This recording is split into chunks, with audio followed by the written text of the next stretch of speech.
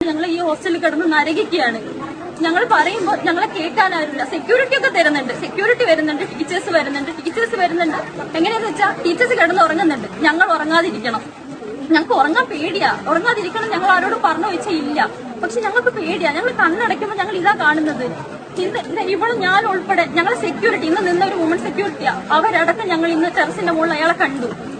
എന്നിട്ട് ഞങ്ങളിതാ ഇപ്പൊ മാനേജറുടെ വീട്ടിന്റെ മുന്നിലുള്ളത്. എന്നിട്ട് അവർ ഞങ്ങളോട് ചോദിക്കുന്ന ചോദ്യം ഞങ്ങൾ എന്ത് ചെയ്യാനാണ്. ഞങ്ങൾക്ക് എവിടെ എന്ത് സെക്യൂരിറ്റിയാ ഞങ്ങൾക്കുള്ളത്? എന്റെ വീട് വയനാടാ. ഇവിടൊക്കെ ദൂരെയുള്ള കുട്ടികൾ എവിടെയൊക്കെ അങ്ങേയറ്റം മുതൽ ഇങ്ങേയറ്റം വരെയുള്ള കുട്ടികൾ ഈ ഹോസ്റ്റലിൽ താമസിക്കുന്നത്. ഞങ്ങൾക്ക് ആരും വിശ്വസിച്ച് ഇവിടെ താമസിക്കണ്ടേ?